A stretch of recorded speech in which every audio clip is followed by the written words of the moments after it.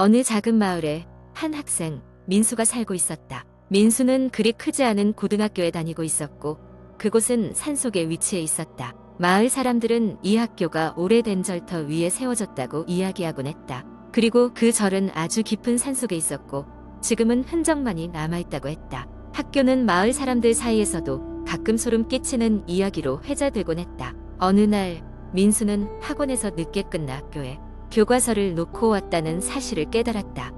다음 날 시험 준비를 위해 교과서가 필요했던 민수는 이미 늦은 시간이었지만 학교로 향했다. 어두컴컴한 학교에 도착했을 때 모든 불이 꺼져 있었고 문은 잠겨 있었다. 하지만 정문 옆에 작은 문이 열려 있는 것을 발견하고 민수는 그 문을 통해 학교 안으로 들어갔다.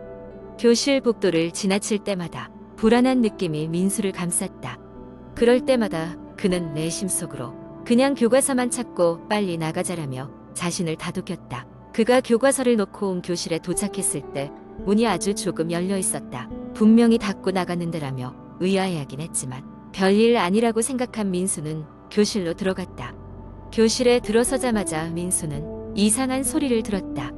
처음엔 바람 소리인 줄 알았지만 그 소리는 점점 더 선명해졌고 마치 누군가 작은 소리로 중얼거리는 것 같았다. 민수는 긴장한 상태로 교실을 둘러보았지만 아무도 없었다. 그는 얼른 교과서를 챙겨 나가야겠다고 생각하고 서둘러 책상을 향해 걸어갔다. 그때였다. 교실 뒤쪽에 있는 칠판에 뭔가 쓰여 있는 것이 보였다. 돌아가라, 돌아가라 라는 문구가 붉은 분필로 빽빽하게 적혀 있었다. 분명 오전까지는 깨끗했던 칠판이 언제 이렇게 낙서가 됐는지 알 수 없었다. 민수는 갑자기 소름이 돋았다.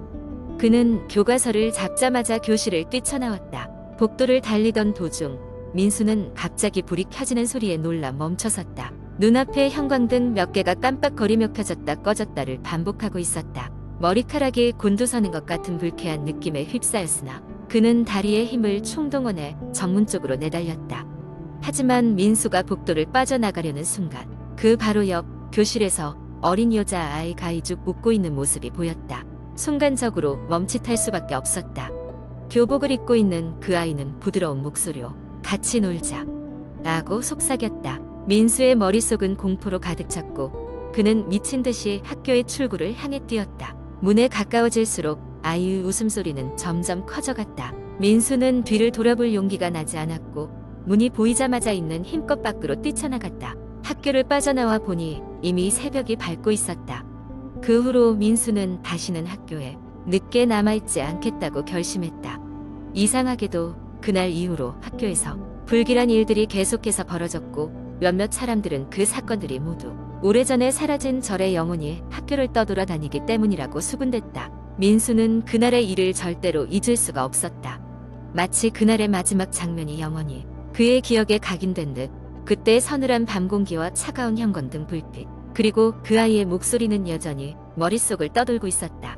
그래도 다행인 것은 그 이후로 민수는 그 학교를 무사히 졸업했고 더 이상 그곳으로 돌아갈 일은 없다는 사실이었다. 그토록 무섭고 소름 끼치는 경험은 민수에게 더 이상 다가오지 않았다.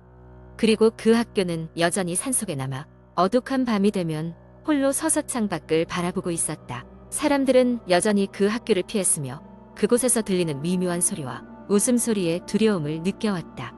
두 번째 이야기. 어느 조용한 시골 마을에는 오랜 역사를 가진 고택이 자리 잡고 있었습니다. 이 고택은 조선시대에 건축된 것으로 여러 세대를 거치며 많은 사람들의 삶을 품었습니다.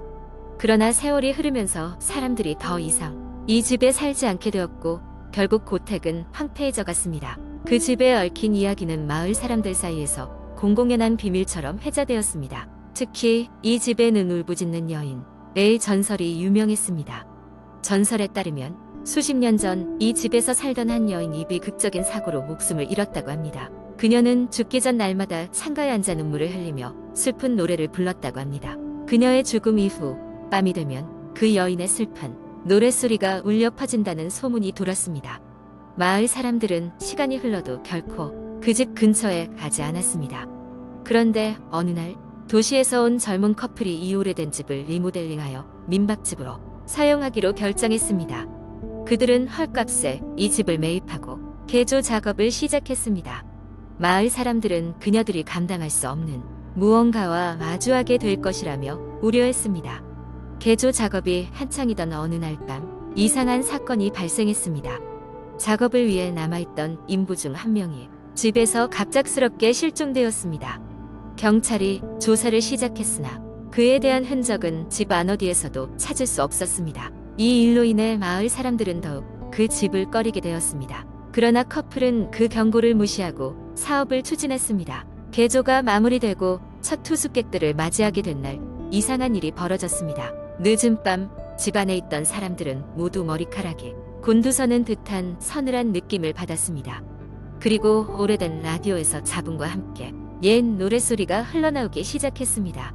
그것은 바로 그 유명한 울부짖는 여인의 노래였습니다. 투숙객들은 놀라움을 금치 못했고 곧바로 짐을 챙겨 떠났습니다. 그러나 그 후로도 집에서는 기묘한 소리와 이상한 현상이 계속되어 사실상 영업이 불가능했습니다. 이를 계기로 커플도 고택에서 손을 떼기로 했고 결국 집은 다시 주인 없는 빈집이 되었습니다. 이후로도 그 집에서는 여러 차례 이상한 사건이 발생했으며 마을 사람들은 그럴 때마다 무언가를 로스했으며 그 고택은 자연스럽게 사람들이 기억 속에서 사라져갔습니다.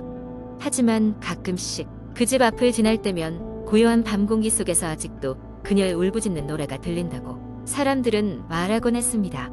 시간이 지나도 풀리지 않는 미스터리와 함께 그 집은 여전히 그 자리를 지키고 있습니다. 그리고 용감한 누군가가 그 비밀을 다시 파헤칠 때까지 그 고택은 울부짖는 여인의 전설과 함께 조용한 마을 속에 남아 있을 것입니다. 세 번째 이야기. 한여름밤 살인적인 더위를 피해 강원도의 한 작은 산골 마을로 여행을 떠난 5명의 친구들은 곧 그곳에서 벌어질 끔찍한 사건에 대해 전혀 예상하지 못했다. 도심에서 떨어져 있는 작은 오두막을 빌려 멋진 휴가를 보내려는 계획이었다. 그들은 햇볕이 뜨겁게 내리쬐는 오후에 마을에 도착해 짐을 풀고 저녁 노을을 바라보며 바비큐 파티를 시작했다. 마을 주민들은 대부분 나이가 지긋한 노인들이었고 그들은 이 젊은이들을 반갑게 맞아주었지만 어딘가 모르게 경계하는 듯한 느낌도 받았다. 친구 중 한 명인 지수는 호기심이 많아 마을 주변을 산책하며 사진을 찍고 있었다. 마을의 중심에는 오래되고 낡은 교회가 하나 있었는데 그곳은 아무도 출입하지 않는 듯 했다. 지수는 교회의 사진을 찍고 있을 때 수상한 낌새를 느꼈다.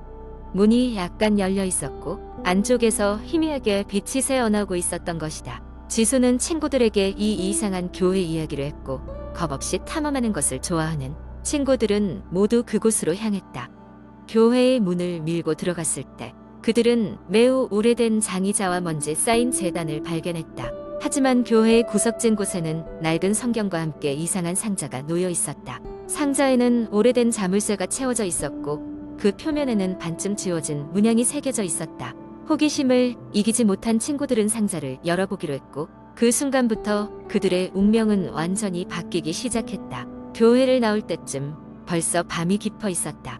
달빛이 밝게 비추고 있었지만 이상하게도 마을의 공기는 점점 더 무거워지는 듯했다.